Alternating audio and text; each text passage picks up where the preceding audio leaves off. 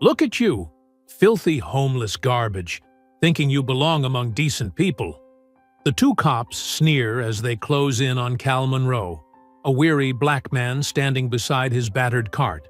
To them, he's nothing but clutter, unwashed, unwanted, and unworthy of breath. One shoves him while the other locks the cuffs, their laughter echoing like victory. The crowd averts its eyes, pretending not to see. A few yards away, a man in a tailored suit watches silently. A wealthy black CEO, calm but furious inside. The cuffs tighten, the mockery spreads, and by tomorrow, those same cops will be ruined. Before we go any further, comment where in the world you are watching from, and make sure to subscribe, because tomorrow's story is one you don't want to miss.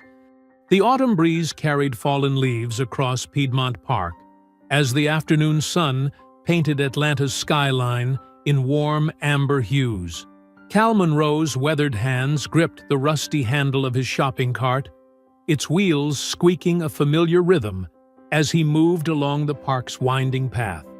His deep voice, softened by age and hardship, hummed Amazing Grace, the same hymn his mama used to sing on Sunday mornings. "Lord knows I've seen better days," Cal muttered to himself, easing his tired body onto a park bench. From his pocket, he pulled out a half-eaten sandwich, breaking off small pieces for the gathering pigeons. Their gentle cooing reminded him of peaceful moments from his past, before life had turned so harsh. The crunch of heavy boots on gravel made Cal's shoulders tense. He didn't need to look up to know what was coming. He'd learned to sense trouble long ago. Two Atlanta PD officers approached, their shadows stretching across the ground like dark omens. "Well, what do we have here?" Officer Dalton Briggs's voice dripped with mock sweetness. His partner, Mark Denham, hung back, shifting uncomfortably from foot to foot. "Looks like we got ourselves a vagrant disturbing the peace." Cal kept his eyes down, speaking softly. "Just resting my legs, officer. Been walking all day." His fingers trembled slightly as he continued feeding the birds, trying to maintain some dignity. "Resting? This ain't a homeless shelter." Briggs circled the shopping cart like a predator. "This here's a public park for decent folks."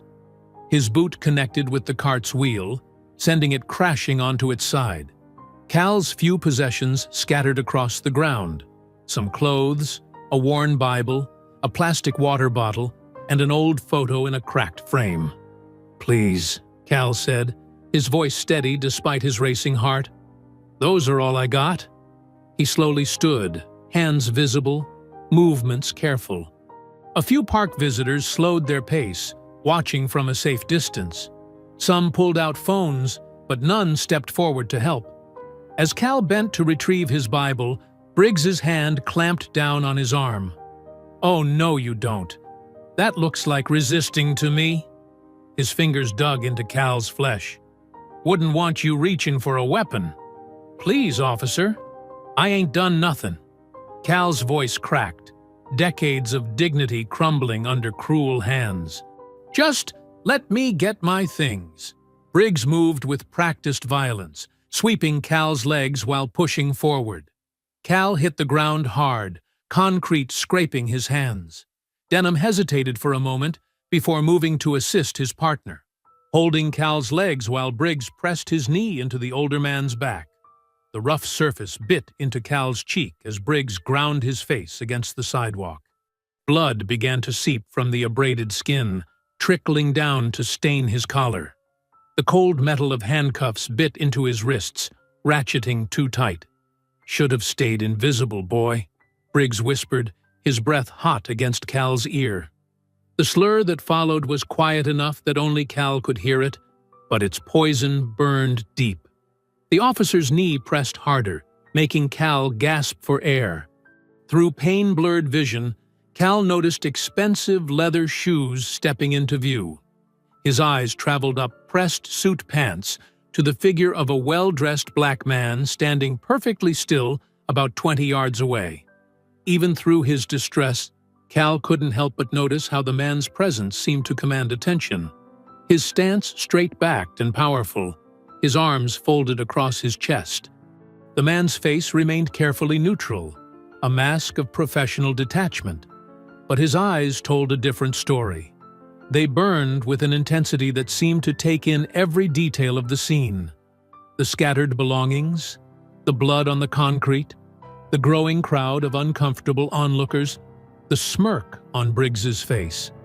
The stranger's fingers tightened slightly on his crossed arms, the only visible sign of his internal reaction. His expensive watch caught the sunlight as he stood motionless, watching Cal's humiliation with those fierce, calculating eyes. Cal felt himself being roughly pulled to his feet, Briggs's hands unnecessarily rough. The movement sent waves of pain through his shoulders, but he bit back any sound of distress. His mama had always told him to hold on to his dignity, no matter what. "Let's go, old-timer," Briggs sneered, shoving Cal toward the waiting patrol car. "Maybe a night in lockup will teach you about proper park behavior." As they marched him away, Cal caught one last glimpse of his fallen Bible, its pages fluttering in the breeze. The well-dressed stranger hadn't moved, his presence like a statue of judgment overlooking the scene. The late afternoon sun cast long shadows across the park, turning the scattered remains of Cal's life into dark silhouettes on the ground.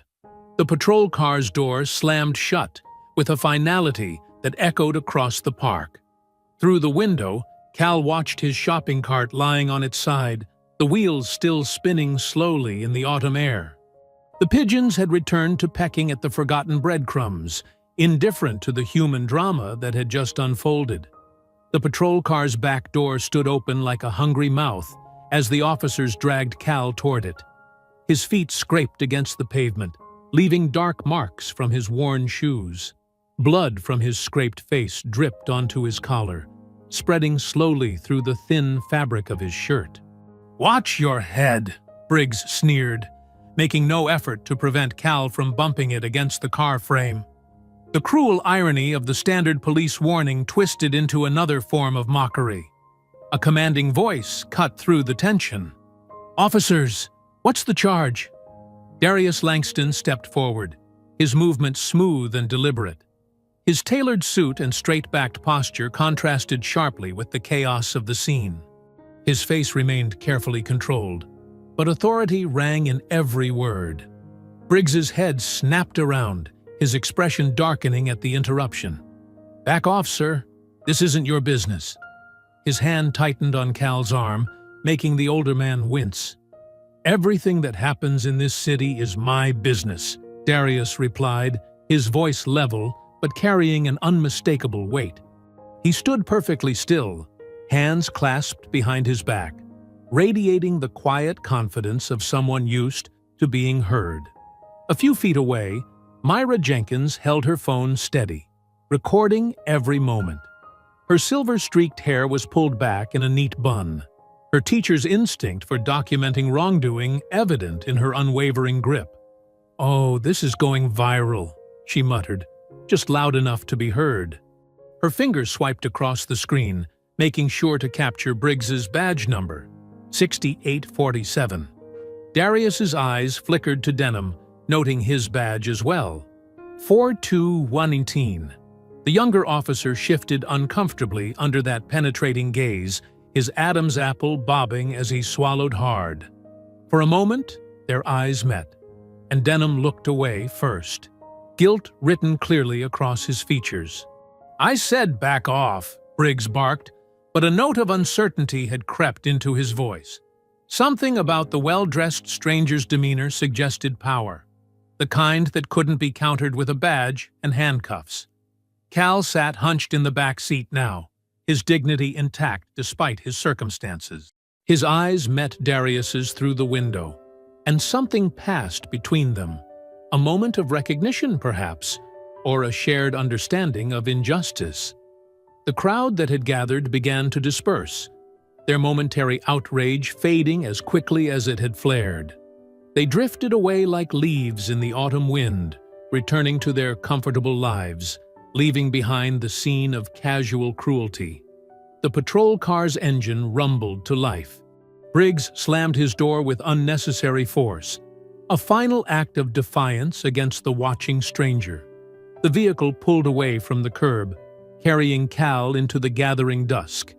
Darius waited until the police car disappeared around the corner before approaching Myra. She was still trembling slightly, her phone clutched tight in her hand. Up close, her eyes showed a mixture of anger and determination. "Ma'am," Darius said softly, "that was brave of you to record." His voice carried genuine respect. "Would you be willing to share that footage with me?" Myra nodded, her teacher's instinct for recognizing allies kicking in. "They shouldn't be allowed to get away with this," she said, her voice tight with emotion. "I've seen too much of this happening in our city." Her fingers moved quickly across her phone's screen, sending the video to the email address Darius provided. The quiet beep of confirmation seemed oddly loud in the now empty park. Darius reached into his suit jacket and withdrew a business card. The elegant black and silver design caught the fading light as he handed it to her. Myra's eyes widened as she read the text. Langston Industries, followed by his name and title. "Thank you," he said simply, but the words carried weight. "You've done something important today." Myra clutched the card, understanding dawning in her expression. "You're that Langston? The CEO?" Her voice dropped to a whisper. "Those officers have no idea who they just performed for, do they?" A ghost of a smile touched Darius's lips, but it didn't reach his eyes. "No, they don't." He glanced at the scattered belongings still littering the ground. Cal's overturned cart, his torn Bible, the spilled contents of his life. "But they will." The sun had nearly set now, painting the Atlanta skyline in deep purples and blues. The air grew cooler as night approached, rustling through the trees and stirring the pages of Cal's abandoned Bible. Darius sat in his parked Tesla, the interior lights dimmed to near darkness. The video played on his phone screen, casting a harsh glow across his features. He watched it again and again. The casual cruelty, the whispered slur, the blood on the concrete, Briggs's self-satisfied smirk. Each detail burned itself into his memory. His finger paused the footage on a frame showing Cal's face pressed against the sidewalk. The parking lot around his car had emptied, leaving him alone with the damning evidence. In the quiet darkness, his whispered words carried the weight of a vow. "Tomorrow, I'll make sure they regret this." Morning light crept across Atlanta's skyline, but the city was already buzzing. On thousands of phones, tablets, and computers, the same video played on repeat. A homeless black man forced face down on the sidewalk, blood seeping onto concrete, while two officers stood over him like conquering warriors. The footage, shaky but clear, spread like wildfire across social media platforms. Atlanta police brutality and justice for the homeless trended nationwide. Each share brought fresh outrage, new comments demanding accountability. Inside the CNN Center, reporters huddled around monitors displaying the viral clip. The morning news anchor, Sandra Chen, leaned forward in her chair as the video played behind her. "The incident occurred yesterday afternoon in Piedmont Park," she reported, her voice professionally controlled but tinged with disgust. "Sources confirm the officers involved are Dalton Briggs and Mark Denham of the Atlanta Police Department." The footage paused, zooming in on a figure in the background, a well-dressed black man watching with crossed arms. The image enhanced, sharpening his features. "And here's where this story takes an unexpected turn," Sandra continued. "Several social media users have identified this bystander as Darius Langston, CEO of Langston Industries." The screen split to show Darius's corporate headshot beside the frozen frame. The resemblance was unmistakable. In offices and homes across Atlanta, people gathered around screens. At a local diner, waitresses and customers clustered near the mounted TV, coffee cups forgotten in their hands. "That's him, all right," a gray-haired regular muttered. "Man's worth billions and he just stood there watching?" "Watching and recording," the waitress corrected, pointing to her phone where she'd pulled up Darius's latest tweet. "Look." The tweet was simple, but explosive. "I witnessed injustice yesterday. I intend to make it right." The words rippled through news cycles, each network dissecting their meaning. On Fox News, pundits questioned his motives. On MSNBC, analysts praised his stance. Local Atlanta stations ran special segments on Langston Industries' history of community involvement. "This is unprecedented," a political commentator declared on ABC. One of Atlanta's most powerful business leaders directly challenging police conduct. The implications could be enormous. Inside the city jail, Cal Monroe sat on a hard metal bench, his body aching from the concrete floor he'd slept on. The holding cell smelled of bleach and despair. His face throbbed where it had been pressed into the sidewalk, dried blood still crusting his cheek. A young officer, couldn't be more than 25, approached with a paper cup of water. His name tag read Rodriguez. He slid the cup through the bars, avoiding eye contact. "Here you go, sir," he said quietly, the "sir" surprising Cal. Cal took the cup, the water lukewarm and tasting of metal. "Thank you, son," he said, his voice rough from thirst. He sipped slowly, saving half for later. Experience had taught him that kindness in these places was rare and rationed. Leaning back against the cell wall, Cal closed his eyes. "Always the same old story," he muttered, more to himself than anyone else. "Different badges, same ending." Officer Rodriguez lingered, shifting his weight from foot to foot. "The video's all over the internet," he said softly. "People are pretty angry about what happened." Cal's laugh was dry and bitter. "People get angry all the time, young blood. Anger fades. System stays the same." He touched his swollen cheek gently. "Tomorrow there'll be another video, another victim, another round of thoughts and prayers." In the hallway, a door slammed. Rodriguez straightened, hurrying away as heavy footsteps approached. Cal recognized Briggs's walk before he saw him, the confident stride of a man who'd never faced consequences. Across town, in the penthouse office of Langston Industries, Darius stood before a wall of monitors. Each screen showed different news coverage of the incident. His phone hadn't stopped buzzing since dawn. Calls from board members, journalists, politicians seeking comment. His assistant, Marcus, entered with a tablet. "Sir, they're running his mugshot now." Darius turned to the main screen where a local news station displayed Cal's booking photo. The image showed Cal's face, bruised but dignified, eyes staring directly into the camera. Something about those eyes caught Darius's attention. He stepped closer, memories stirring. The weathered face was different, marked by years of hardship. But those eyes, he knew those eyes. The coffee cup in his hand slipped, hitting the carpet with a soft thud. Marcus rushed forward with napkins, but Darius barely noticed the spreading stain. "Calvin? Monroe?" The name left his lips in a whisper of disbelief. His hand reached out, touching the screen where Cal's image was displayed. The years fell away, and suddenly he was 16 again, sitting on a porch in Collier Heights, sharing dreams with his best friend's older brother. Marcus looked up from cleaning the spill. "Sir? Do you know him?" Darius didn't answer immediately. His eyes remained fixed on the mugshot, taking in every detail of the face that had once been so familiar. The proud set of the jaw, even in defeat. The slight tilt of the head that spoke of unbroken spirit. The morning sun streamed through the office windows, casting long shadows across the floor. Outside, Atlanta continued its morning rush, unaware that two lives separated by decades of circumstance were about to intersect again. Darius's Tesla glided silently through the streets of Collier Heights. The afternoon sun cast harsh shadows across boarded-up windows and crumbling porches.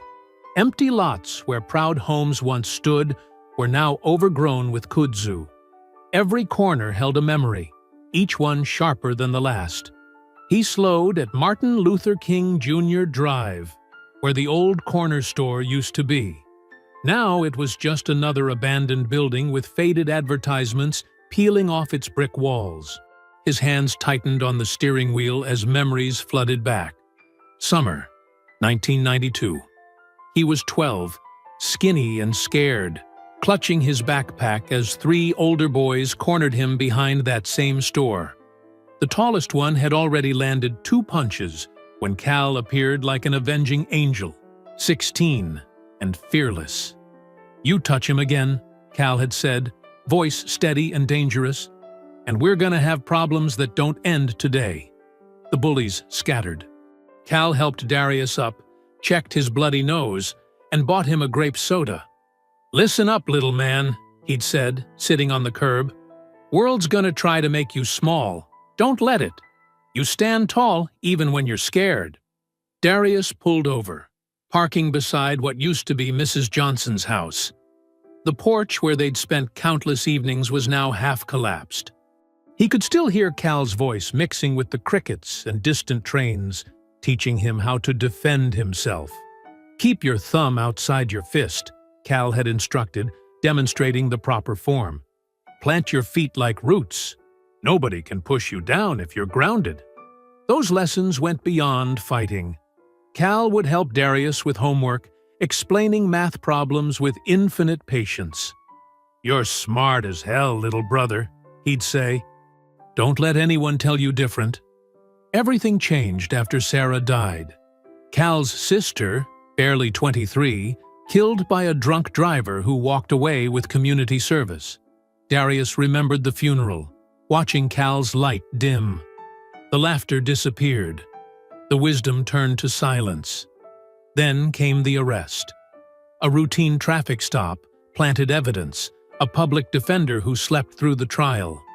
Cal lost his job at the steel factory, his apartment, his future.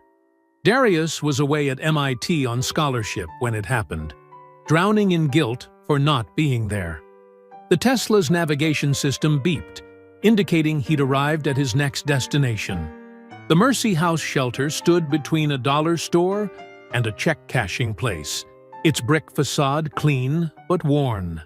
A hand-painted sign promised hope for all God's children. Inside, the air smelled of bleach and donated food. A few men dozed in plastic chairs while a volunteer sorted through boxes of clothing. Behind the front desk, Sister Margaret's gray hair was tied back in a severe bun, her eyes sharp behind wire-rimmed glasses. "Calvin Monroe?" She adjusted her glasses, studying Darius. "Yes, I know Cal. Good man. Always helps with the cleanup. Leads prayer circle when Brother Thomas is out." She pulled out a thick ledger, running her finger down columns of dates. "He stays when the weather's bad, but mostly prefers the streets. Says the shelters remind him too much of prison." Darius leaned forward. "Has he mentioned problems with the police?" Sister Margaret's face darkened. "Those two, Briggs and Denham, they're like hunting dogs with a scent. Keep targeting the same people, especially Cal. Last month, they threw out his blankets, said he was storing property illegally." She made air quotes, disgust clear in her voice. "How long has this been going on?" "Years." She closed the ledger with a snap. "They work the tourist areas, pushing out anyone who might disturb the nice folks coming to spend money. Cal's got citations for everything: loitering, panhandling, disturbing the peace. All garbage charges that disappear in court. But the harassment continues." Darius took notes on his phone, jaw clenching. "Has anyone filed complaints?" "Honey, we've filled enough forms to wallpaper the Vatican. Nothing changes." She paused, studying him. "You're that CEO they're talking about on the news, aren't you? The one who saw what happened?" He nodded. Then maybe you can do what we couldn't. She reached under the desk and pulled out a manila folder. Here's copies of every incident report we've filed. Names, dates, badge numbers, 5 years' worth of documented abuse. Darius accepted the folder, its weight feeling like both a burden and a weapon. Thank you, Sister Margaret. Just make it count, she said softly. Back in his car, Darius drove to one final stop. The First Baptist Church stood proud, despite its peeling paint, its steps worn smooth by generations of faithful feet. This was where Cal's family had worshipped, where Sarah's funeral was held, where Cal had once dreamed of becoming a deacon like his father. Darius climbed the steps slowly, memories echoing with each footfall. Cal teaching him to tie a tie before his first school dance. Cal breaking up fights with words instead of fists, always trying to help people find better ways. Cal quoting scripture even while teaching him to box. Proverbs 31:8. Speak up for those who cannot speak for themselves. Standing before the heavy wooden doors, Darius touched the warm brass handle. The same handle Cal had gripped countless times, leading his baby sister to Sunday school, helping their mother up the steps when arthritis made walking hard. I owe him everything, Darius whispered to the quiet church. The words felt inadequate against the weight of memory and debt, against the years of silence and separation. The next morning found Darius in City Hall, his polished Oxford shoes clicking against marble floors that had seen decades of power plays and broken promises. The mayor's office suite occupied the entire east wing, its waiting room furnished in leather and dark wood that reeked of old money and older prejudices. Linda Shaw's assistant, a young woman with carefully neutral expressions, led him into the conference room. Chief Rourke was already there, his bulk settled into an oversized chair like a well-fed predator. Mayor Shaw sat at the head of the table, her cream-colored blazer and pearls a study in calculated approachability. Mr. Langston, Shaw gestured to an empty chair, we appreciate you bringing your concerns directly to us. Darius remained standing, hands clasped behind his back. Through the floor-to-ceiling windows, Atlanta's skyline stretched like a metal and glass forest. His own company's tower was visible in the distance, its logo catching the morning sun. I'm not here for appreciation, he said quietly. I'm here for action. Officers Briggs and Denham need to be suspended pending investigation. Rourke's chair creaked as he leaned forward. Now, Mr. Langston, let's not be hasty. My officers were responding to multiple complaints about aggressive panhandling. I was there, Darius cut in. Calvin Monroe was feeding pigeons. Your officers assaulted him without provocation. Mayor Shaw's perfectly manicured fingers drummed once on the mahogany table. We understand this situation has sparked emotional responses.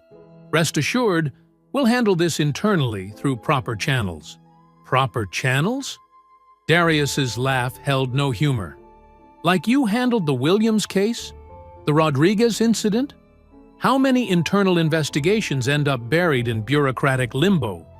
Chief Rourke's face reddened. Our officers acted within established protocols. If Mr. Monroe had simply complied with what? Darius pulled out his phone. This video shows exactly what happened. He played Myra's footage. The sounds filled the room. Cal's quiet pleas, Briggs's sneering voice, the thud of body against concrete. Shaw's face remained carefully blank, but her knuckles whitened around her pen. Rourke waited for the video to end, then laughed. A dry, dismissive sound. Without body cam corroboration, that video's inadmissible. Could be edited, manipulated. And even if it wasn't, it doesn't show the full context. The context? Darius's voice dropped dangerously low. The context is your officers targeting homeless black men to clear the tourist districts. I have 5 years of documented complaints. Complaints? Rourke waved his hand.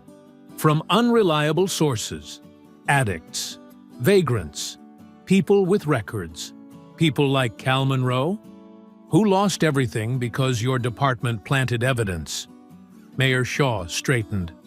Mr. Langston, that's a serious accusation, one that could be considered defamatory. Are you threatening me? Not at all. Her smile was glacier cold. Simply pointing out that wealthy businessmen aren't immune to legal consequences, especially when they publicly malign our police force. Darius placed both palms on the table, leaning forward. I'm going to make this very simple.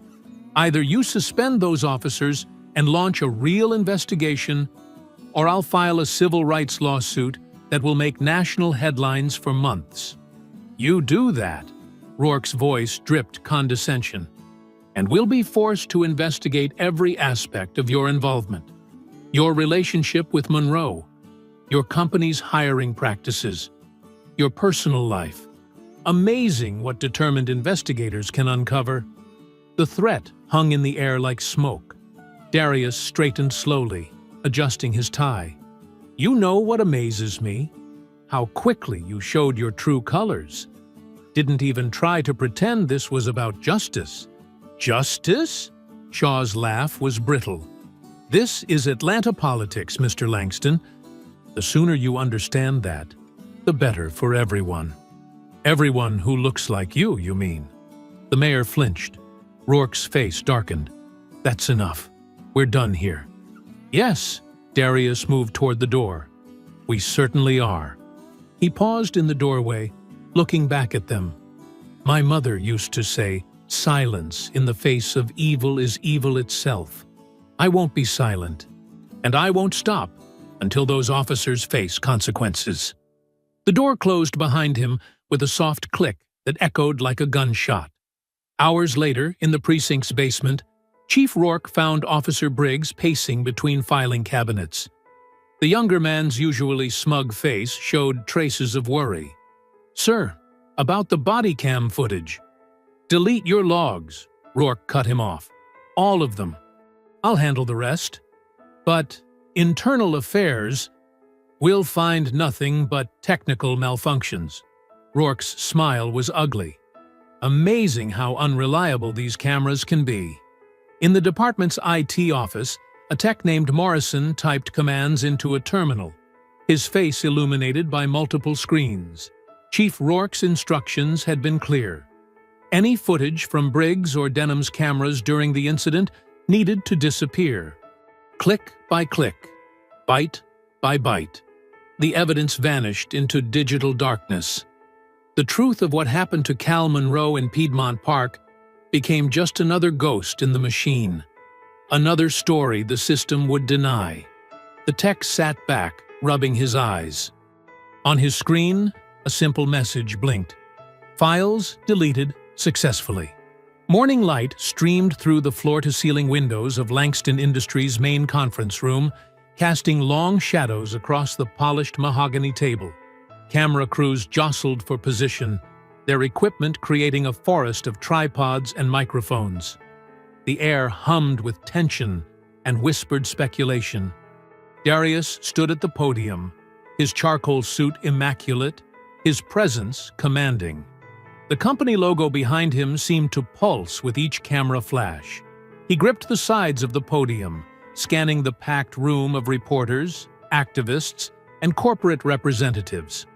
Thank you all for coming this morning, he began, his voice steady and measured. Yesterday, I witnessed something that has haunted me.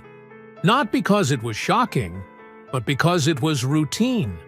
What happened to Calvin Monroe happens every day in our city, to people whose names we never learn, whose stories never make the headlines. He paused, letting the weight of his words settle. This is not about one homeless man.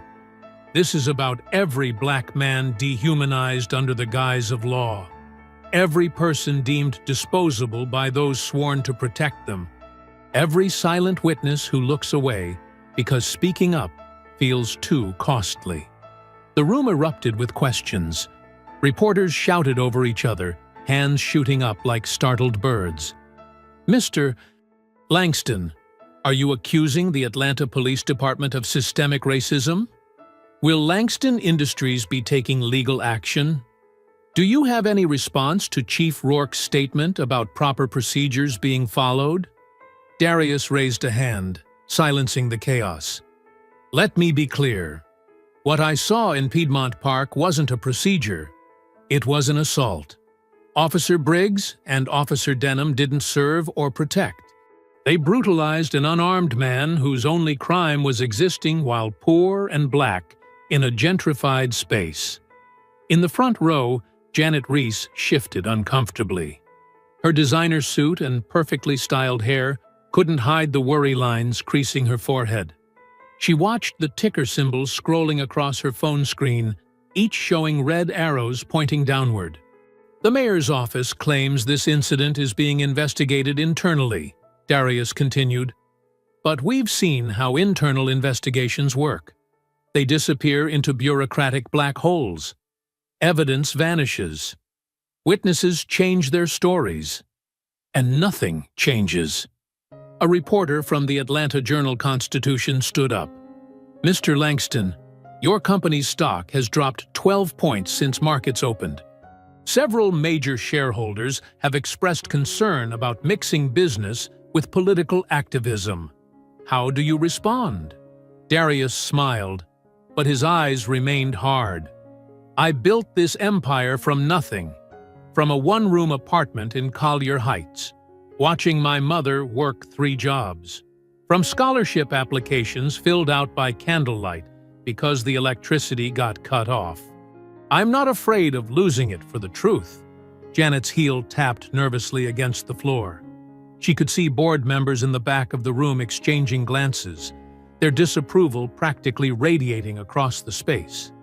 We demand immediate action. Darius's voice rose with controlled passion. The suspension of Officers Briggs and Denham. An independent investigation into the pattern of harassment against homeless citizens. And a complete audit of all body cam footage from the past 6 months. More questions exploded through the room. Janet stood up, trying to catch Darius's eye, but he ignored her.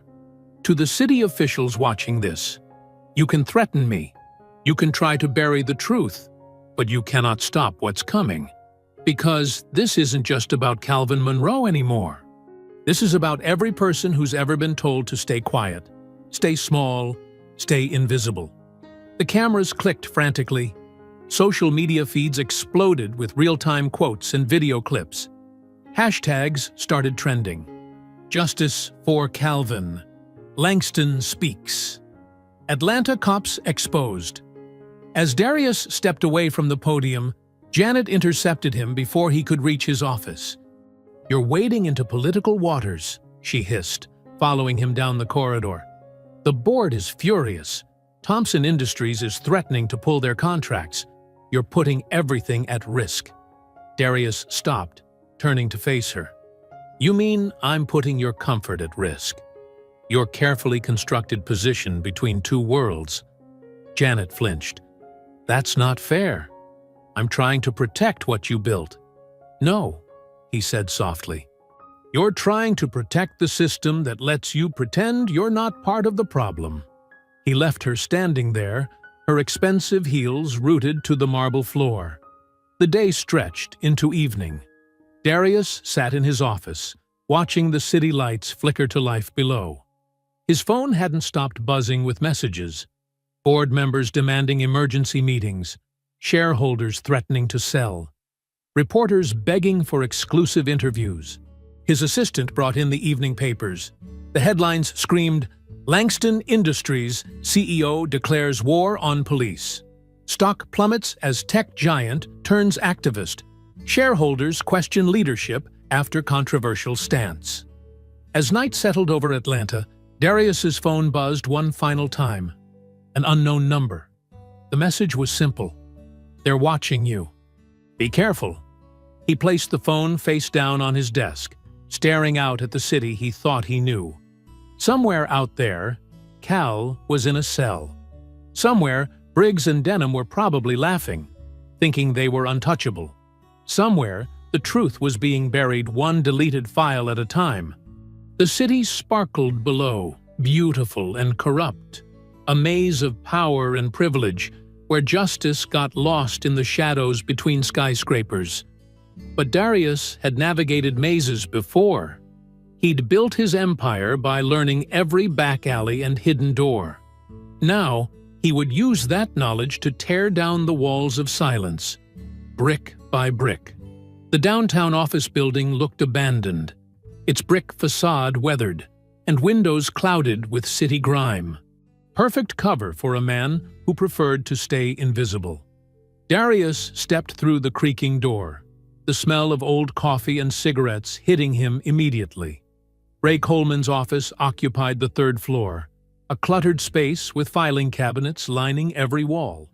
The man himself sat behind a desk that had seen better decades, his dark skin weathered by years of late nights and darker truths. "Darius Langston," Ray said, not standing. "Figured you'd show up eventually. Your reputation precedes you, Mr. Coleman." Darius settled into a chair that protested under his weight. Former detective, forced out after exposing corruption in the drug unit. Now you specialize in cases the department wants buried. Ray's laugh was dry as autumn leaves. "And you're the billionaire causing headaches at City Hall. What can a humble PI do for Atlanta's most controversial CEO?" Darius placed a thick envelope on the desk. "I need everything on Officers Briggs and Denham. Every complaint, every incident report, every witness statement that disappeared into the void." "That's dangerous territory." Ray leaned forward, eyes sharp.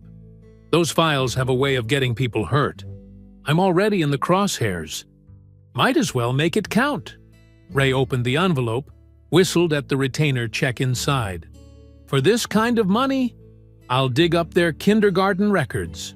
Over the next few days, Ray's investigation revealed an ugly pattern. Briggs and Denham's brutality complaints stretched back years, mostly against homeless black men, always dismissed by Internal Affairs. The same detective signed off on each dismissal. Lieutenant Marcus Shaw, the mayor's brother-in-law. In Ray's office, papers covered every surface. Photos, reports, transcripts, a paper trail of systematic cruelty. "Look at this pattern." Ray pointed to a map dotted with red pins. "They target specific areas, tourist zones, gentrified neighborhoods, places where wealthy white residents don't want to see homeless people." Darius studied the evidence, jaw tight. How many victims? At least 30 documented cases. Probably hundreds more who never reported. Ray pulled out a thick file. "But here's the kicker. Remember that drug bust that ruined Cal's life? Guess who made the arrest?" "Briggs," Darius breathed, before he even had his detective shield. The evidence was sketchy, the witness statements contradicted each other, but Shaw pushed it through anyway. Darius's phone buzzed, a text from his security team. Cal had been released on bail, transferred to a safe house in Buckhead. "Keep digging," Darius told Ray. "I want everything, every dark corner, every covered track." The safe house sat back from the street, hidden behind old oak trees.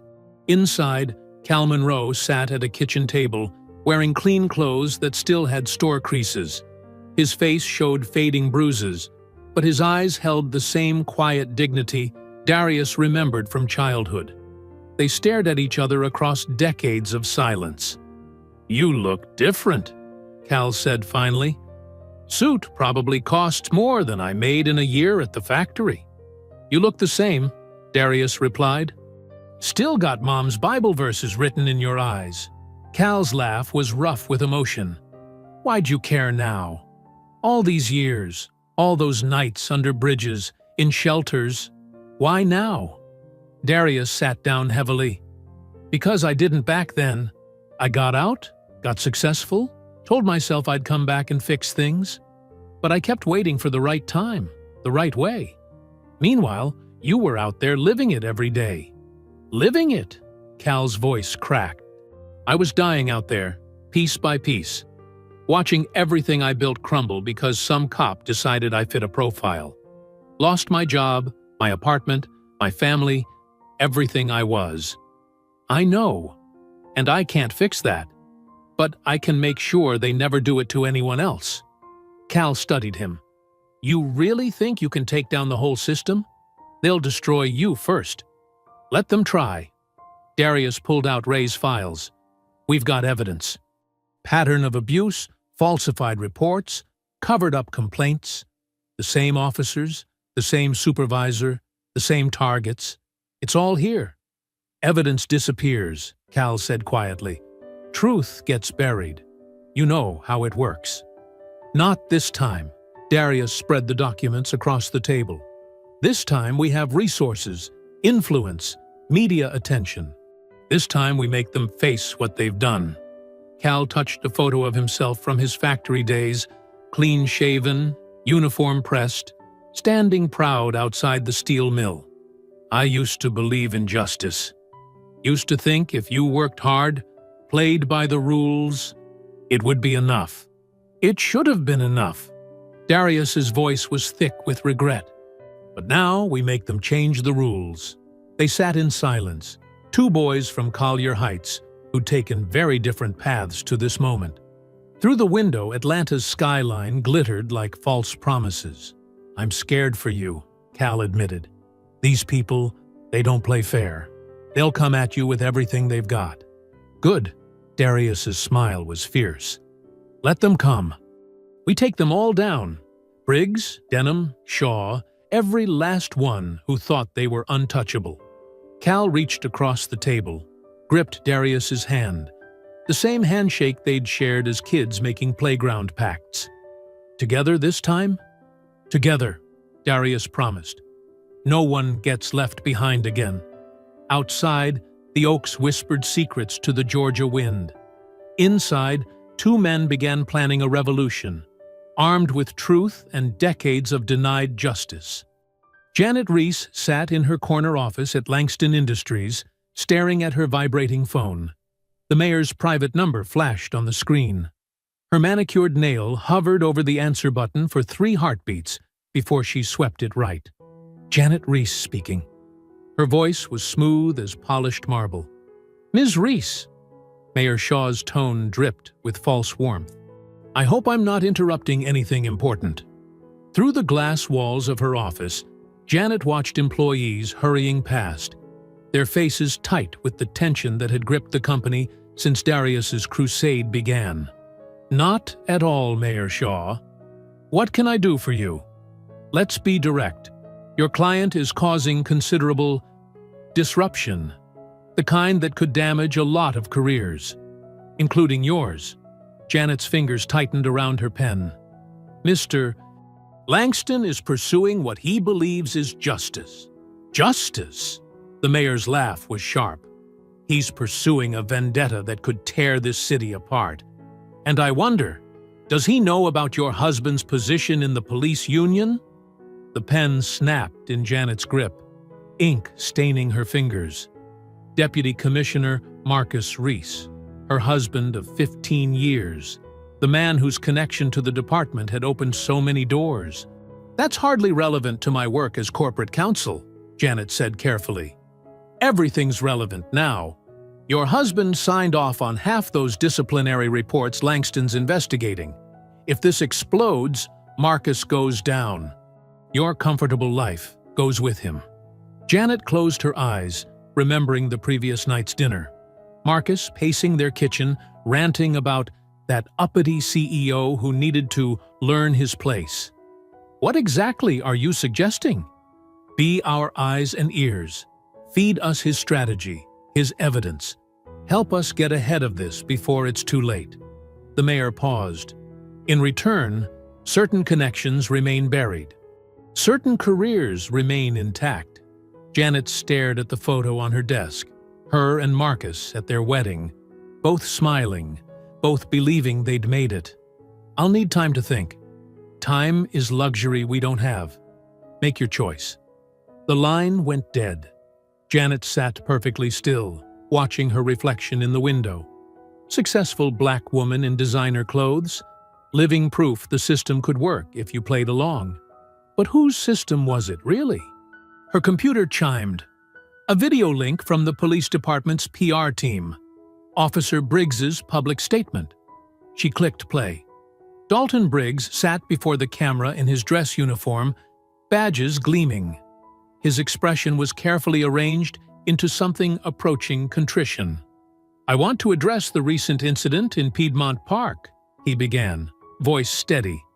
"While maintaining order sometimes requires difficult decisions, I regret how things appeared to the public. My record shows my dedication to this community." The camera kept rolling after the official statement. Briggs's mask slipped, a smirk playing at his lips as he loosened his collar. "How was that? Think those bleeding hearts'll buy it?" Someone off camera laughed. "Perfect, man." Real tearjerker. Janet closed the video, disgust churning in her stomach. Her phone buzzed again, a text from Marcus. "Make the right choice." She thought of Darius, his passionate speeches about justice, his promises to reshape the system. But systems didn't reshape easily. They broke people who tried. Her computer contained everything. Legal strategy, witness lists, Ray Coleman's findings. One encrypted file could change the game. Janet's fingers flew across the keyboard, accessing secure folders. The mayor's private email was already in her contacts. She hesitated one last time, cursor hovering over Send. A memory surfaced, her first case as a civil rights lawyer, defending a black teenager wrongly accused by the same police department. She'd believed in justice then, believed she could change things from the inside. Now, she was the inside, and it was changing her instead. The file attached. Her finger clicked Send before she could reconsider. The betrayal took less than 30 seconds to complete. Outside her office, Darius walked past, deep in conversation with Ray Coleman. He caught her eye, nodded respectfully, still trusting, still believing she was part of his revolution. Janet forced a smile, even as her screen confirmed delivery of the encrypted file. She'd chosen survival over justice, comfort over courage, just like she'd been doing for years. Her phone buzzed one final time. A message from the mayor. "Smart choice. Welcome to the right side of history." Janet deleted the message, straightened her designer jacket, and walked to her next meeting. Behind her practiced smile, she tried to ignore the voice whispering that there was no right side in this war, only the side that kept you safe, and the side that told the truth. The autumn sun slanted through her window, casting sharp shadows across her desk. In the distance, Atlanta's skyline rose like a wall of glass and steel, beautiful from far away. But up close, every window reflected something ugly. The encrypted file would reach its destination within hours. By tomorrow, the mayor's office would know every move Darius planned, every piece of evidence he'd gathered. The system would protect itself, just like it always did. Janet picked up her coffee cup, the porcelain cool against her palm. The liquid inside had gone cold, bitter with time and regret. The morning headline hit like a sledgehammer. Staged justice. CEO accused of paying homeless man to set up police.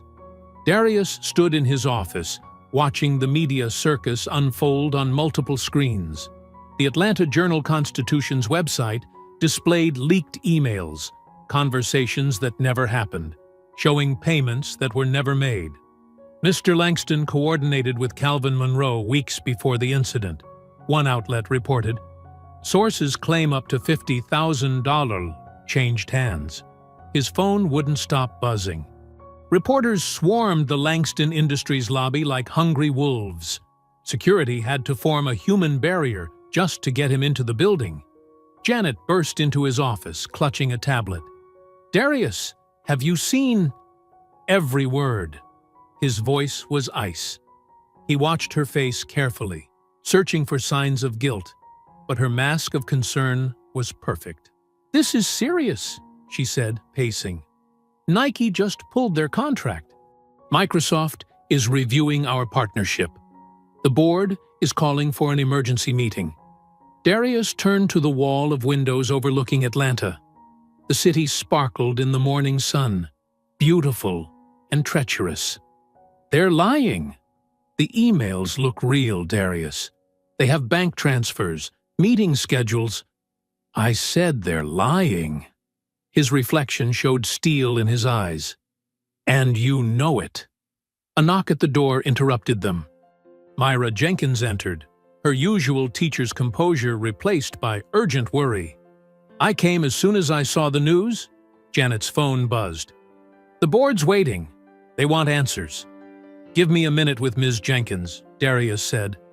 Janet hesitated, then left, heels clicking sharply against the floor. Myra waited until the door closed. You've been played, son. Someone on the inside fed them everything they needed. I know. Darius loosened his tie. But how did they fake those emails? The timestamps, the metadata. Does it matter? They're burning you down to save themselves. Myra's voice softened.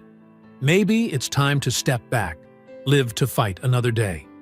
As if on cue, Cal pushed through the door, face twisted with worry. Dee, this has gone too far. They're painting you as some kind of puppet master, using me to start a race war. Let them paint whatever picture they want. Darius's voice was steady. The truth is still the truth. Man, look at yourself. Cal gestured at the screens, the headlines screaming accusations. Your company's bleeding money. Your reputation's in the gutter. For what? Some broken-down nobody who… Don't! Darius turned, eyes flashing. Don't you dare call yourself nobody. That's their game, making us believe we're nothing, so we'll accept anything. More phones buzzed. More headlines flashed. Twitter exploded with conspiracy theories. Conservative pundits called it race-baiting for profit. Liberal outlets wondered if they'd been duped. They're going to bury you, Cal whispered. Walk away. Please. Darius walked to his desk, opened his laptop. If they're going to bury me, I'll drag the truth out with me. His fingers flew across the keyboard, diving into server logs, access records.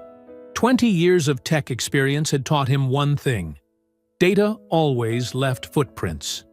What are you looking for? Myra asked. The leak had to come from inside, someone with high-level access to our secure servers. His eyes narrowed at the screen. Someone who knows exactly what we're planning. The room fell silent except for his typing. Cal watched nervously. Myra stood like a sentinel, guarding the door. Then Darius found it. The metadata signature on the leaked files. The encryption key used to transfer them. All leading back to one source. His fist crashed into the desk, sending papers flying. Janet! She's with them! The betrayal burned worse than the accusations. Janet, who'd sat in this very office planning their legal strategy, who'd known about his childhood with Cal, about the years of police harassment, about everything they were fighting for. I trusted her, he said quietly. I thought she understood.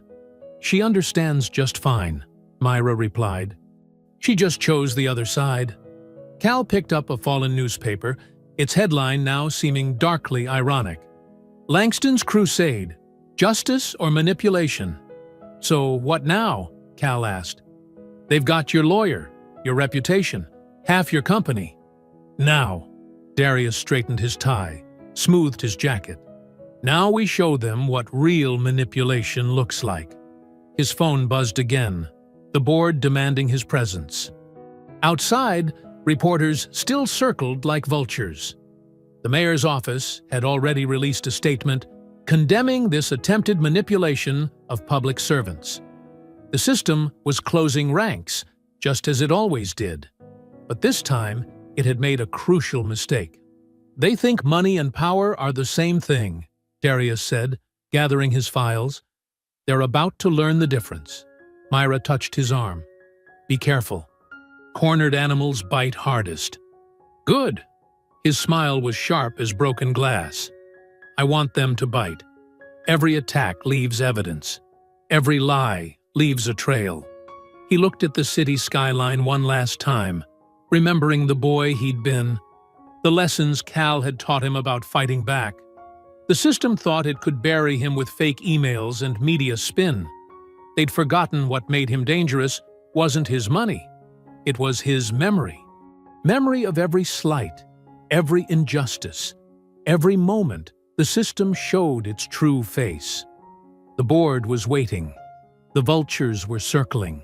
And Janet was about to learn that betrayal, like everything else, left a digital footprint.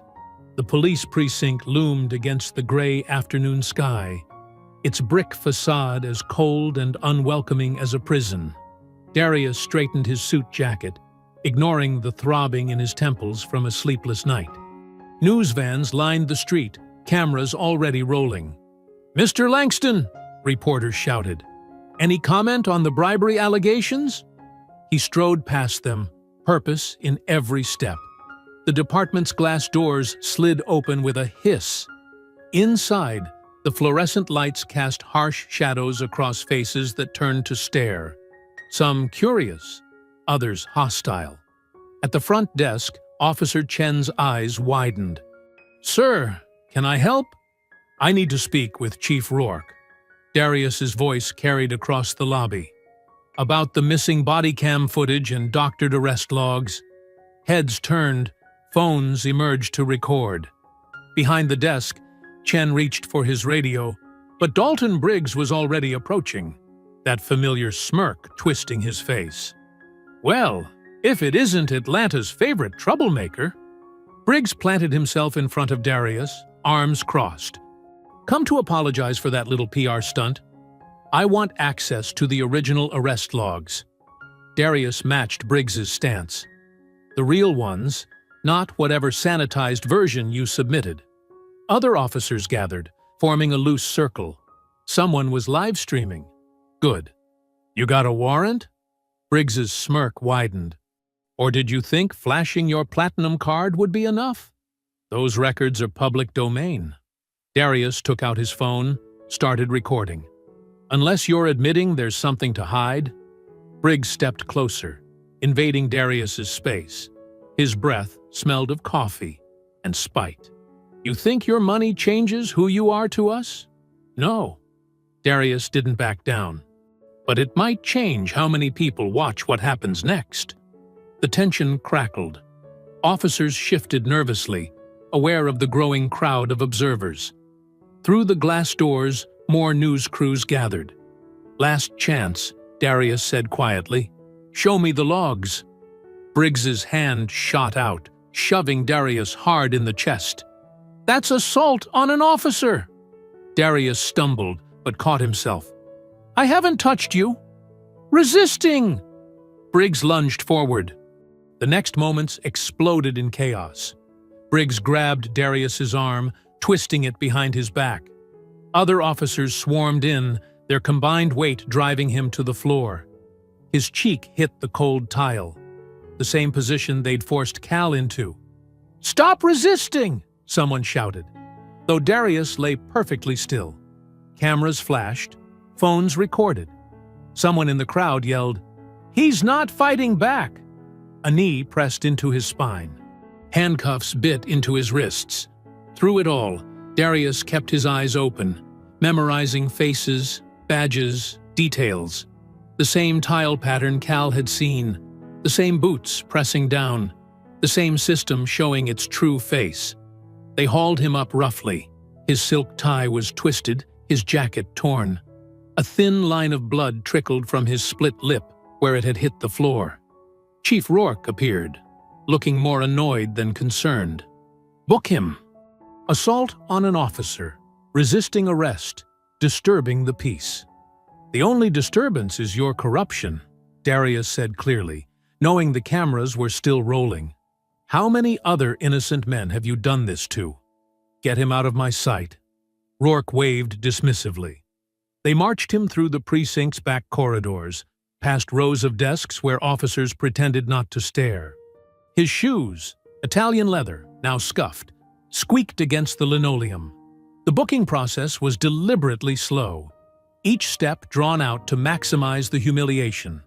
Fingerprints, mugshot, personal items catalogued and bagged. Rolex, the booking officer drawled. Very nice. Hope nothing happens to it in storage. Darius said nothing. Let them show their pettiness. Every snide comment, every accidental rough handling, it all proved his point. They led him to a holding cell that smelled of bleach and despair. The same cell they'd probably held Cal in. The same flickering fluorescent bulb casting shadows through the bars. "Enjoy your stay," Briggs called out as they locked the door. "Maybe now you'll learn your place." Rourke appeared later, standing outside the cell like a visiting dignitary at a zoo. "You know, Mr. Langston, all this could have been avoided. A man in your position should know better than to rock the boat." Darius sat on the metal bench, his split lip throbbing in time with his heartbeat. "A man in my position has a responsibility to fight injustice." "Injustice?" Rourke chuckled. "Look around you. This is justice. This is what happens to people who don't know their role." "My role?" Darius touched his bleeding lip. "Is this what you did to Cal? Try to teach him his role? That bum?" Rourke's face hardened. "He should have stayed invisible. Like you should have stayed in your tower with your shareholders." He turned to leave, then paused. "You've got one phone call coming. I suggest you use it to call your board. Explain why their CEO is spending the night in jail." The cell door clanged shut. Footsteps echoed away. Darius stared at the flickering bulb above, its unsteady light matching the trembling in his lip. The holding cell was silent, except for the hum of the light and the distant sound of the precinct's normal operations. Life going on as if nothing had happened. As if this was all normal. His hands clenched. Blood dripped onto his torn silk tie. "I'm not done," he whispered to the empty cell. While Darius sat in his cell, across town, Cal jerked awake on an unfamiliar couch. Sweat beaded on his forehead, his heart racing from another nightmare about concrete pressing against his face. The apartment was small but clean, walls covered with protest posters and news clippings. Morning light filtered through gauzy curtains. "You're safe," a woman's voice called from the kitchen. "Been out for almost 12 hours. Tasha Green emerged, carrying 2 steaming mugs. Her braids were pulled back in a messy bun, dark circles under her eyes suggesting she hadn't slept. She handed Cal a cup of coffee. "How?" Cal's voice was rough. "How'd I get here?" "Found you wandering near 5 Points last night." She settled into a worn armchair, laptop balanced on her knees. "After they arrested Darius, figured they'd come looking for you next." Cal's hands trembled around the mug. "Darius is in jail?" Tasha turned her laptop to show him the viral video. Darius forced to the ground, the same way they'd done to Cal. The footage had millions of views already. "Been live streaming about your case for days." She gestured to her makeshift recording setup in the corner. Ring lights, microphones, a backdrop covered in Justice for Cal posters. People are listening. They're finally seeing what these cops really do.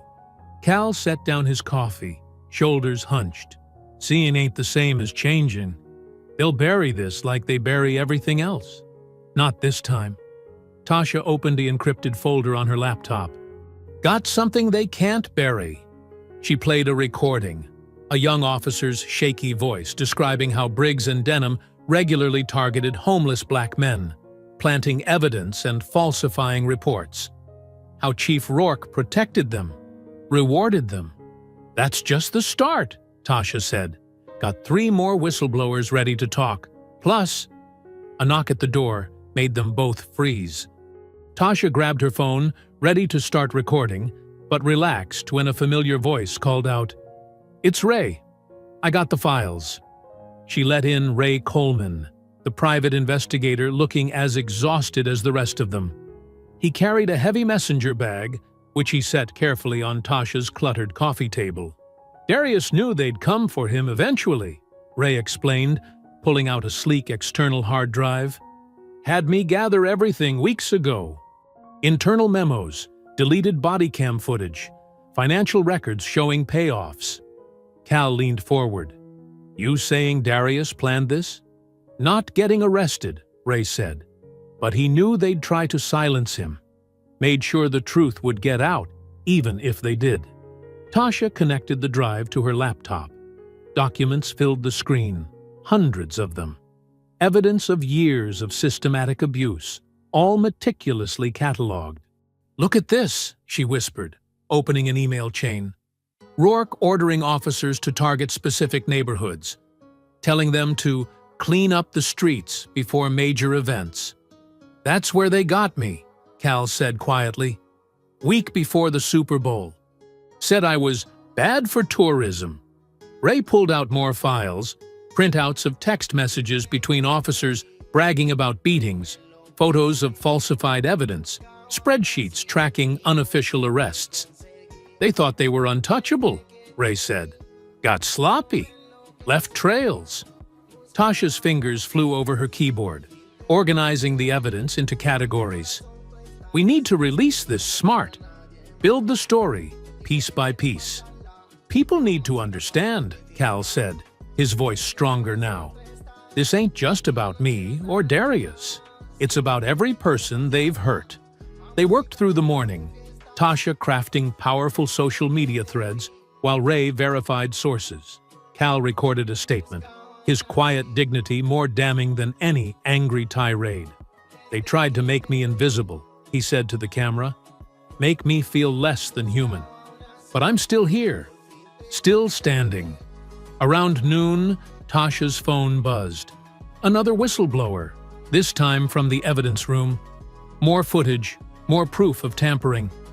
It's like dominoes, Ray observed.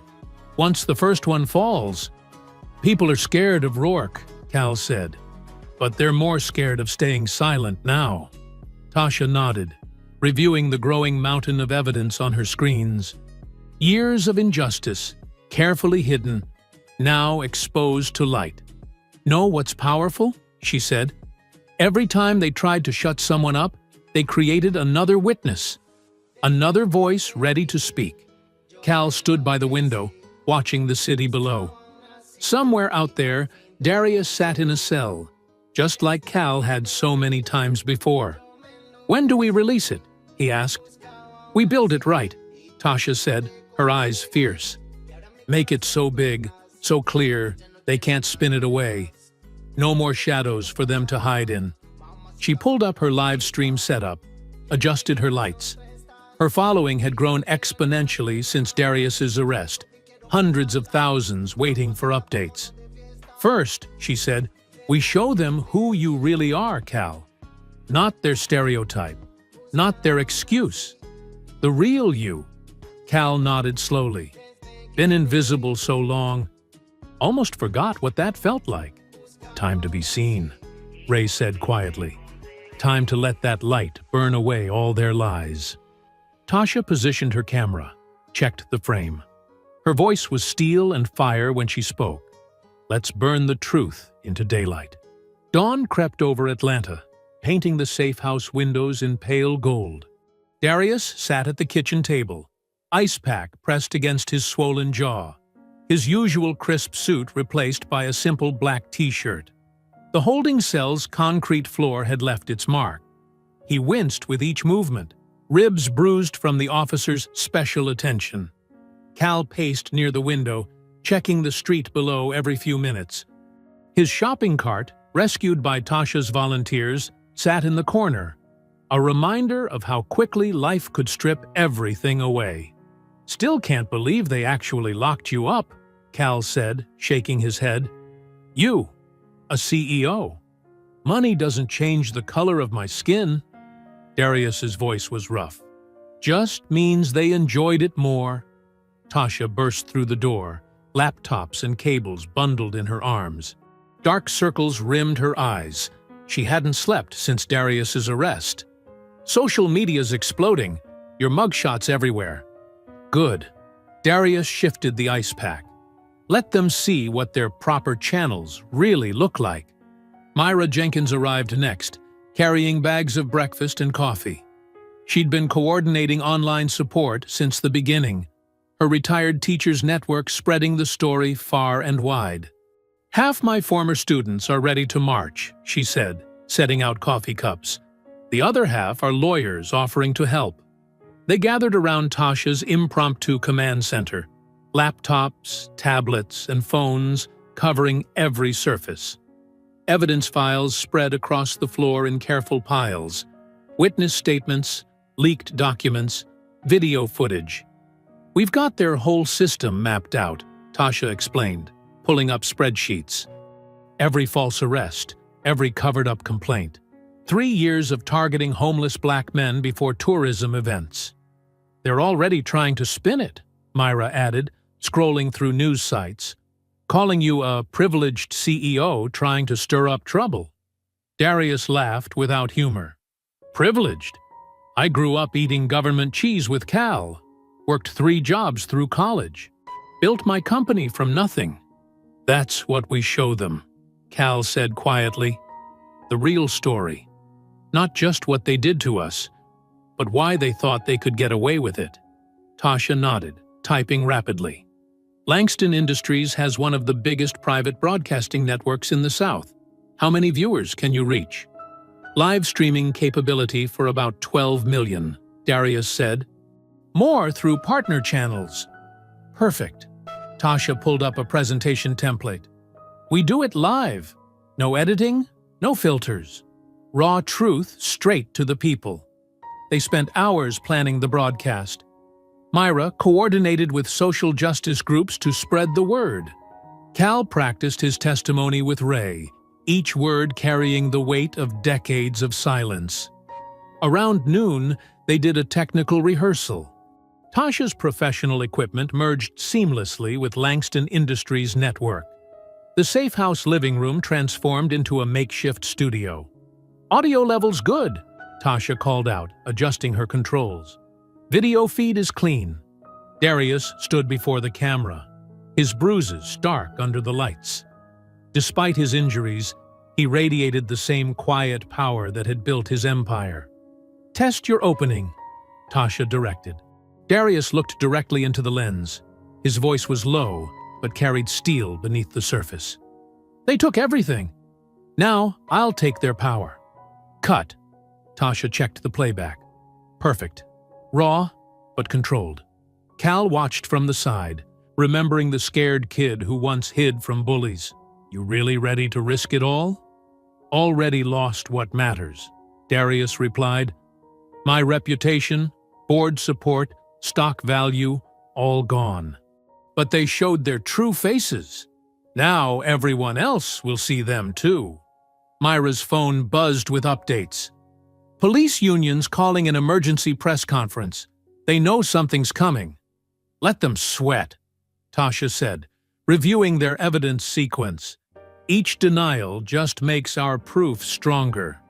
They worked through lunch, refining their presentation. Ray arrived with more whistleblower statements, officers who'd finally found the courage to speak. "Stations in chaos," he reported. "Internal affairs showing up unannounced. Rourke's shredding files." "Too late," Tasha smiled, patting her hard drives. "We've got it all."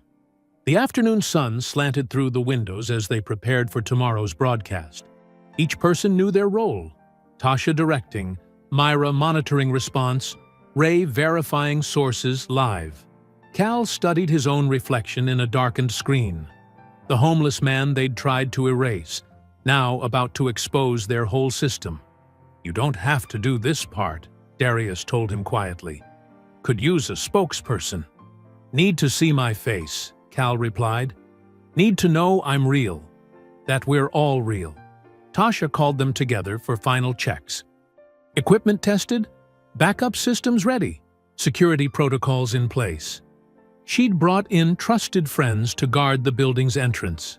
"Remember," she said, "we only get one shot at this. Has to be perfect." Not perfect, Darius corrected, standing painfully. Has to be true. They worked until sunset, rehearsing transitions, practicing responses to potential interruptions. Outside, the city lights began to twinkle. The same lights that had witnessed their pain would now witness their revelation. Get some rest, Tasha finally ordered. Tomorrow we make history. Darius remained at the window after the others left, watching police cars circle the block. They knew he was planning something. Let them worry, he thought. Let them feel that fear they'd used as a weapon for so long. They took everything, he whispered again, touching his bruised face. Now, I'll take their power. The evening sky darkened over Atlanta as spotlights illuminated the massive stage erected before Langston Industries headquarters. Digital screens towered above, broadcasting live feeds to the thousands gathered in the plaza below. Police barriers strained against the pressing crowd, while news helicopters circled overhead like restless birds. Darius stood in the wings, adjusting his tie. Despite his bruises, he'd chosen his sharpest suit, armor for battle. Cal waited beside him, wearing clean clothes Tasha had brought, his gray hair neatly trimmed. His hands trembled slightly. "You okay?" Darius asked softly. "Been invisible so long," Cal whispered. "Don't know how to be seen anymore." Darius squeezed his shoulder. "Just be yourself. That's what they fear most."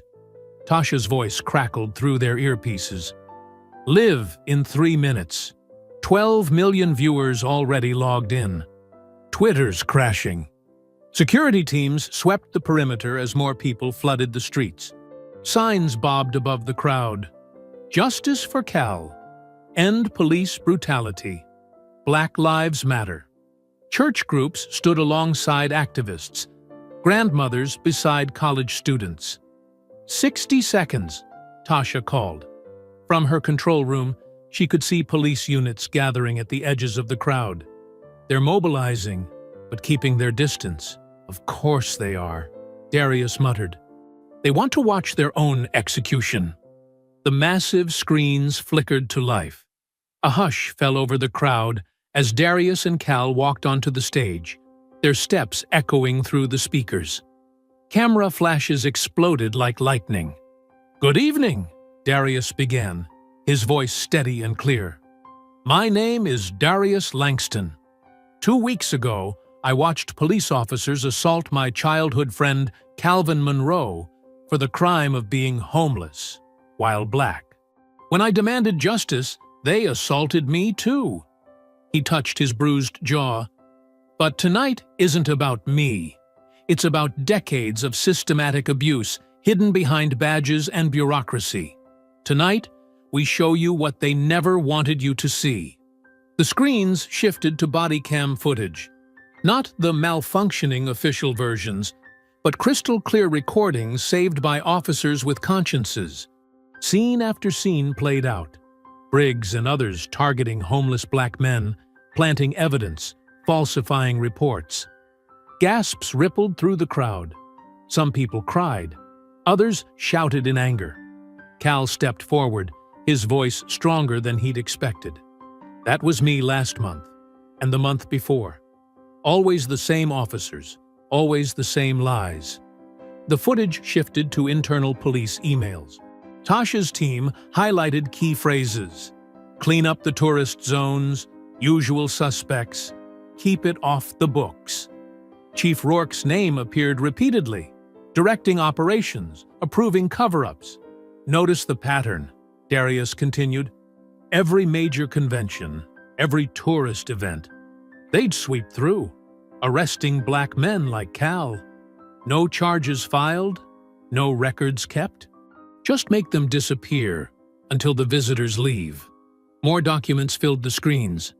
Falsified arrest reports, deleted complaints, buried internal affairs investigations.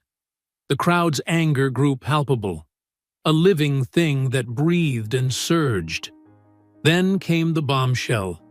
"Earlier today," Darius announced, "Officer Mark Denham came forward.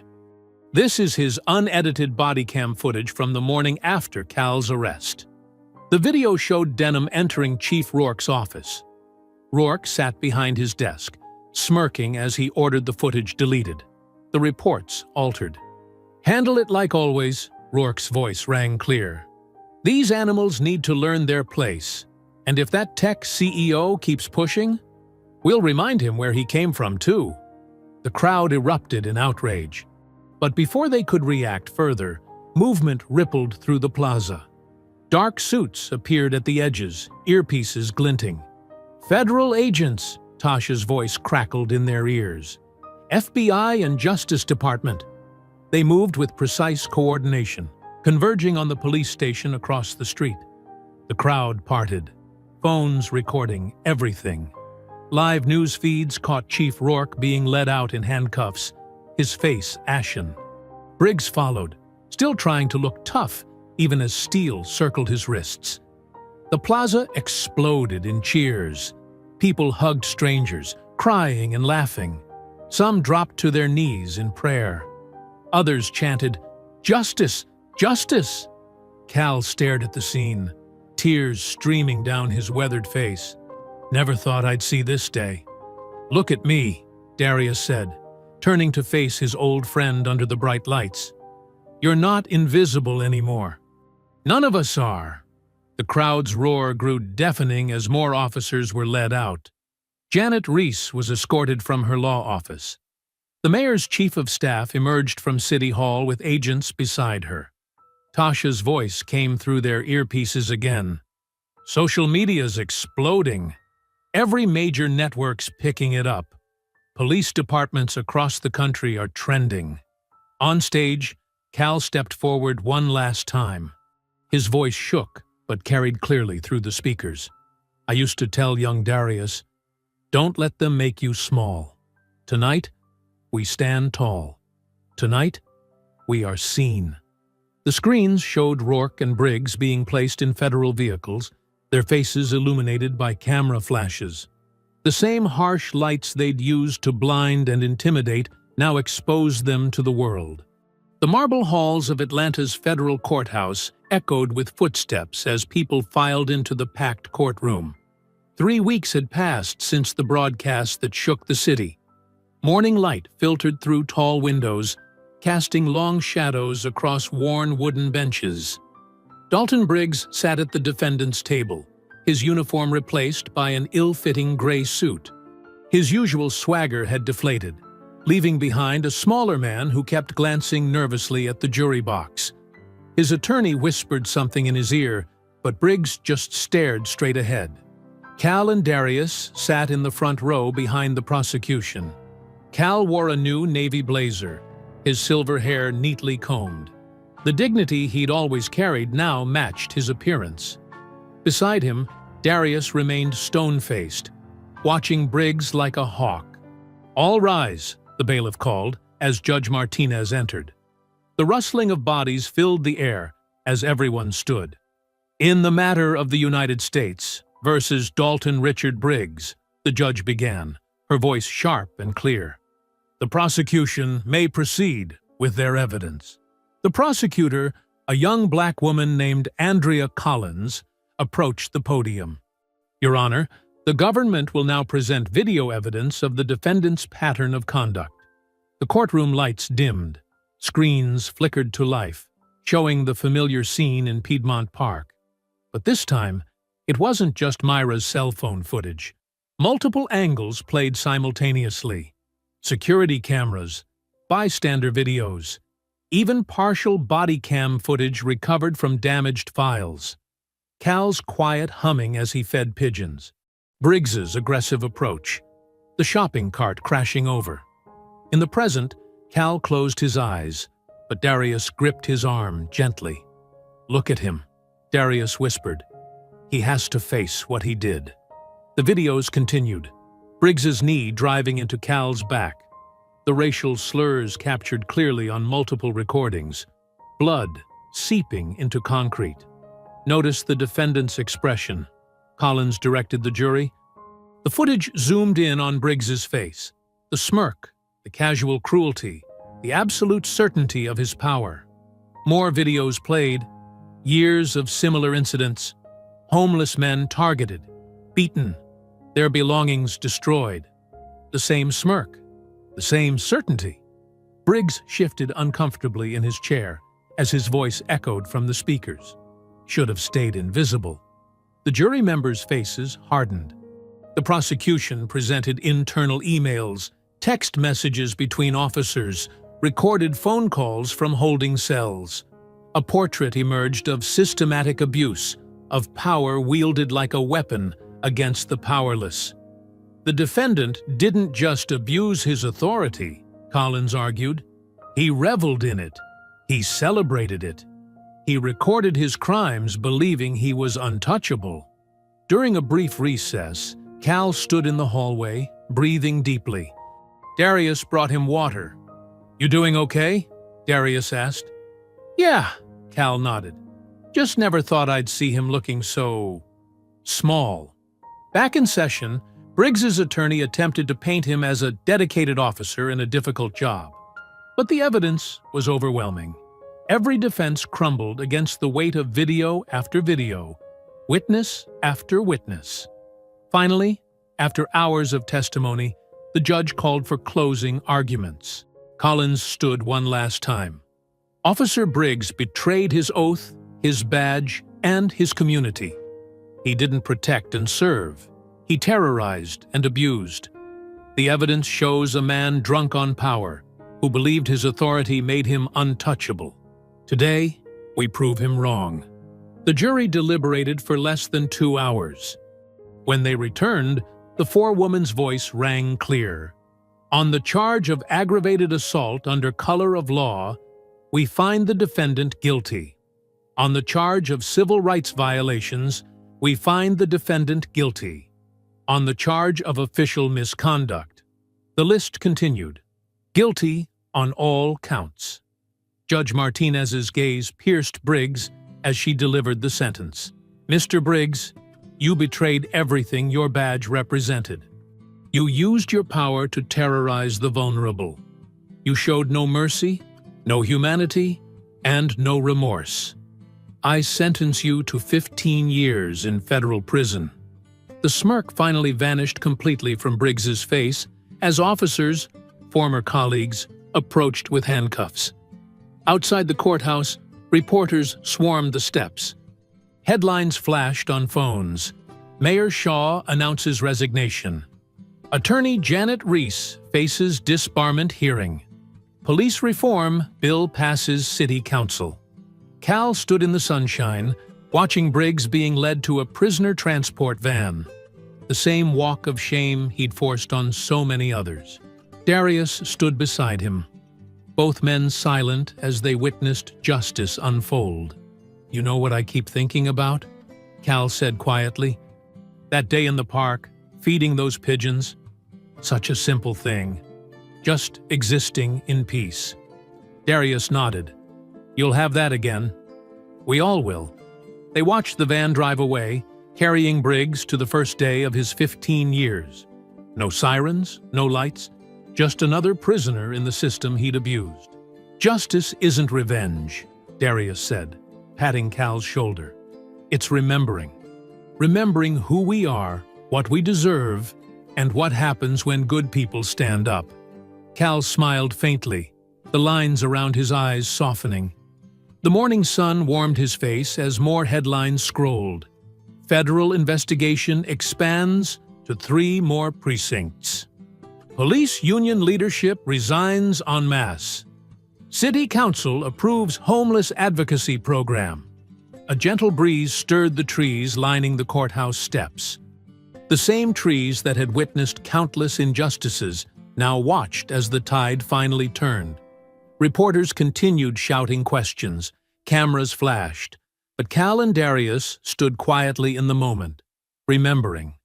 As Cal and Darius descended the courthouse steps, a gentle breeze carried fallen leaves across their path.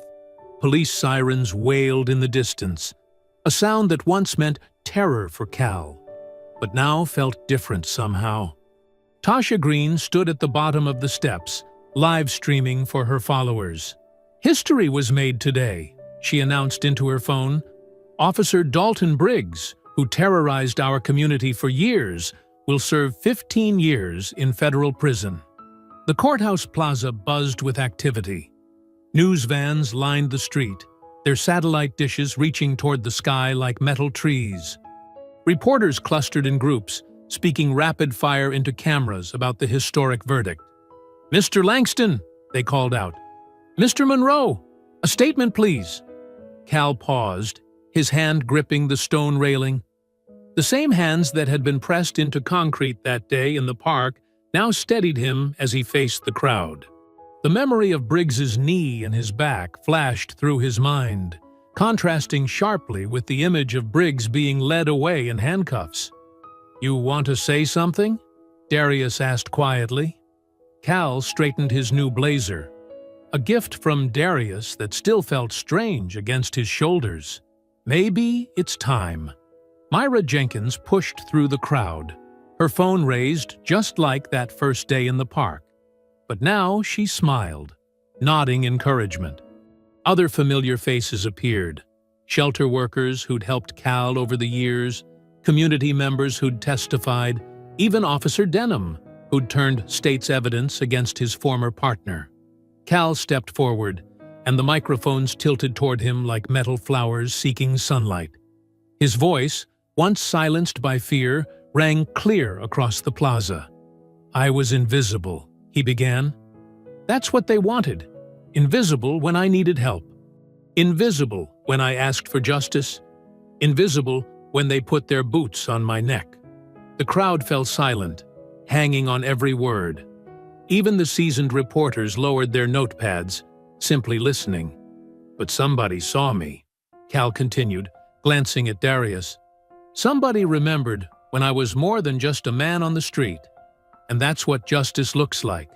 Being seen, being heard, being human." Inside the courthouse, Briggs was being processed for transfer. Through the high windows, they could see him shuffling in chains, the same way he'd made countless others shuffle before him. His arrogant smirk had crumbled into a mask of disbelief. A news helicopter circled overhead, its rotors chopping the air as it captured the historic moment. On the courthouse screens, coverage switched between Briggs's sentencing and Mayor Shaw's resignation speech across town. The mayor's carefully crafted image of progressive leadership had shattered under the weight of exposed corruption. Across the city, Janet Reese faced the Bar Association's Ethics Committee, her law license and reputation in tatters. The same system she'd tried to manipulate had turned against her, proving that justice, while slow, was relentless. "What's next for you, Mr. Monroe?" a young reporter asked. Cal touched the small Bible in his pocket, not the one Briggs had destroyed, but a new one Darius had given him, inscribed with words of hope. "Next is remembering who I am, who we all are." The autumn sun cast long shadows across the plaza as more people gathered. Community activists handed out flyers about new police oversight committees. Homeless advocacy groups discussed programs being funded with money from police budget reforms. Darius stepped forward, his presence commanding yet gentle. The same authority he'd wielded in corporate boardrooms had transformed into something more meaningful, a power used to lift others rather than dominate them. "Justice happened here today," Darius addressed the crowd, "but our work isn't done. Every Cal Monroe deserves to be seen. Every voice deserves to be heard." Through the courthouse windows, they watched Briggs disappear into the prisoner transport van. The same vehicle type he'd used to carry away countless victims now carried him to face his own consequences. The wheels of justice had turned full circle. Tasha's livestream counter ticked past 1 million viewers. The story had captured the nation's attention, not just for its drama, but for its truth. Every person who'd ever felt powerless saw themselves in Cal's victory. Officer Denham approached cautiously, his badge gone but his conscience intact. "I'm sorry it took me so long to speak up," he said to Cal. Cal studied him for a moment. But you did speak up. That's what matters. The autumn wind picked up, scattering more leaves across the courthouse steps. Cal remembered feeding pigeons in the park. Such a simple act of existing that had triggered Briggs's rage. Now he stood tall, visible, undeniable. Darius placed a hand on his shoulder, solid and reassuring. "Justice isn't revenge," he said quietly. "It's remembering." Cal nodded, feeling the weight of those words. Remembering who he was before the streets. Remembering his dignity when others tried to strip it away. Remembering that justice, like dawn, always breaks through eventually. The crowd began to disperse, but the impact of the day's events lingered in the air like autumn smoke. Television screens across the city flickered with images of Briggs's downfall, juxtaposed with his brutal attack in the park. The contrast told its own story. Power corrupted, justice served, humanity restored. I hope you enjoyed that story. Please share it with your friends and subscribe so that you do not miss out on the next one. In the meantime, I have handpicked 2 stories for you that I think you will enjoy. Have a great day.